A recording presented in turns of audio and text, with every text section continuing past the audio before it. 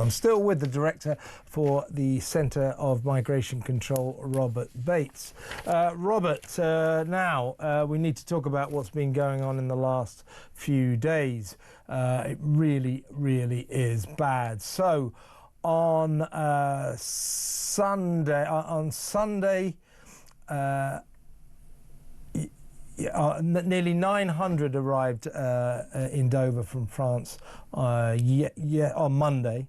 585 on Sunday, and we've just found out in the last hour 440 yesterday. So to put that in chronological order, I don't know why I didn't in the first place, it's 879 500 what have I got here? Let me get this right. It's a lot anyway, definitely. Yeah, here we go. Yeah, I've got it. It's 900 arrived in France on Monday, 585 on Sunday, and at least 440 today. So that's 585, 879, and 440 yesterday. We don't know the figures today, but we understand it is expected that there'll be hundreds more today. So this really is spinning out of control. We are looking at footage on the northern French beaches where the French police just seem to zoom around on their very expensive equipment, buggies and boats and helicopters and planes, just looking at the migrants, not actually doing anything about it. When they get here to Britain, we offer them the world, you know, free hotels.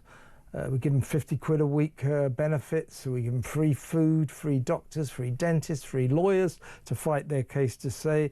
In other words, after the scrapping of the Rwanda scheme, there are no deterrents, merely encouragements and enticements.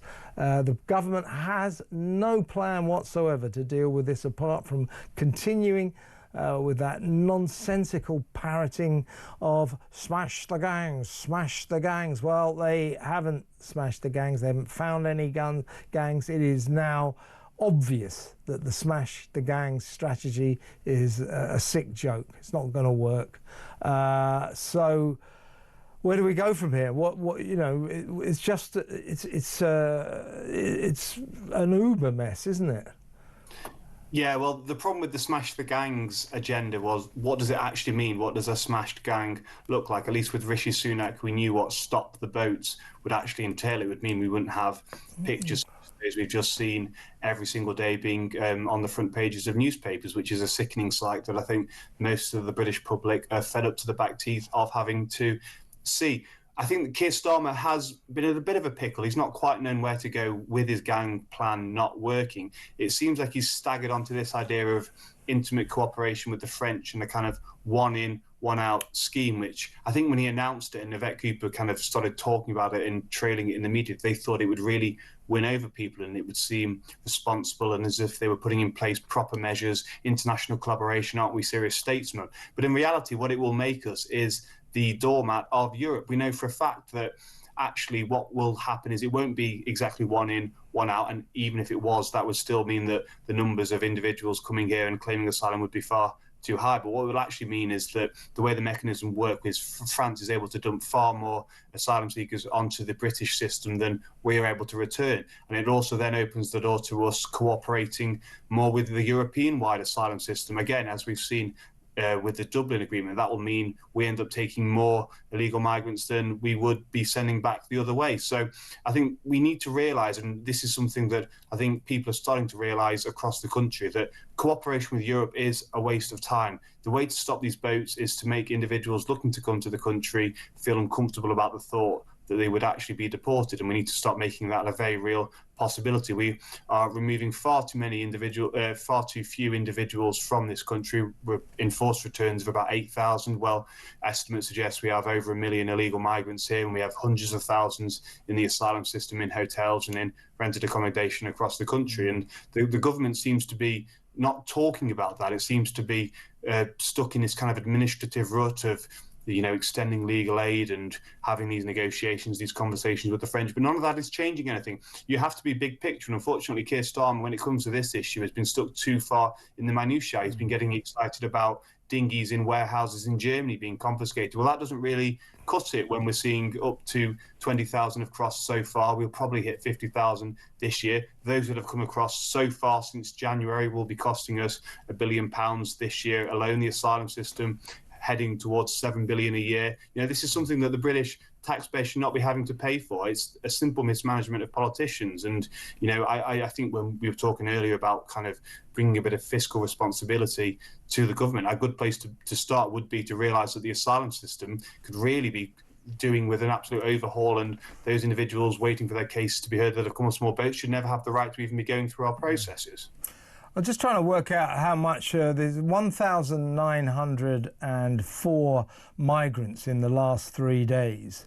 I'm trying to work out exactly. It's 1, 2, 3, 4, 5. It's like I think I'm right in saying it's about £76 million that's going to cost us in the next year to pay for these people. So that's £40,000 each. Yeah, it's about £40,000. Yeah, so £76 million. That's how much the migrants who have come across in the last 3 days are going to cost us over the next year. That's just in 3 days. The costs involved are off the scale. And talking of disastrous policies, it's interesting when they started saying, oh, well, we're going to do a sort of swap. We'll give France our illegal migrants and we'll take their legal migrants. Seemed a bit strange to me, not an even swap really.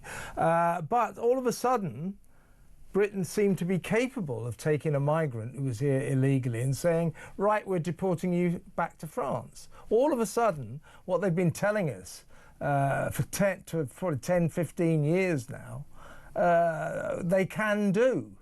They can send someone back. I mean, I don't think that scheme's going to work. But all we've ever said is, why don't you just send them straight back? Oh, we can't do that. Well, suddenly, they do a deal with France where it seems that they can. That scheme is not going to work.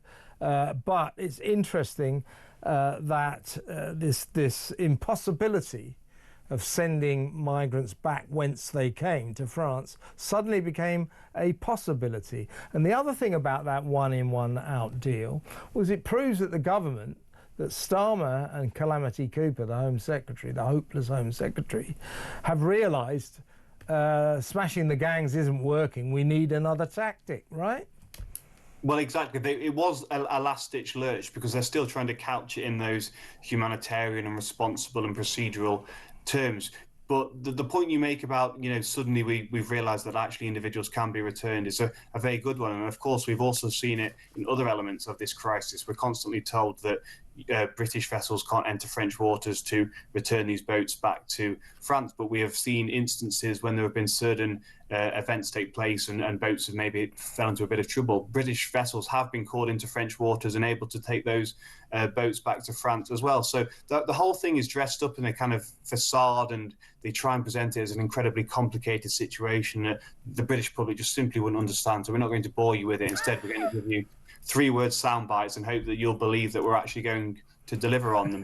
But you were talking about broken promises earlier by the Labour government. They also were trying to assure us that hotels would the use of hotels would be over by the end of the Parliament as well. Well, we know for a fact the Chief Inspector of Borders has come out and said that just simply won't happen. And when you look at the numbers that are coming over and you realise that the actual accommodation, the rented accommodation that the government has rented out has reached its capacity or is close to reaching its capacity, we will have to start looking to reopen hotels. We are already seeing hotels being reopened across the country. No one seems to be talking about it, but hotels in places such as Crewe are actually, having been shut a year or so ago, are being reopened quietly without the public being told, and dozens of men from unknown backgrounds and with unknown records being reintroduced into the community. So this is a government, especially when it comes to the migration crisis, that has the primary currency of lies, and it's very, very capable of trading in them. Well, and we're 40% up in terms of migrants coming across the channel illegally, and these are illegal crossings. They arrive here illegally. 73% of them. Got new figures yesterday, actually. 73.1% of them are young men, of military age, working age, between the age of about 16 and 34. They arrive here with no documents. They chuck them into the English Channel. That's against the law. So these people are illegal. and yet we let them stay. It looks as if, although we've been saying for a long time the numbers are about 40% up on last year, apparently they're now creeping up to being 50% up on last year. So this is literally spiralling out of control, and we have a government in yet another crisis. They've got so many crises, and they have no answer to it. They have no answer whatsoever. It's extremely worrying.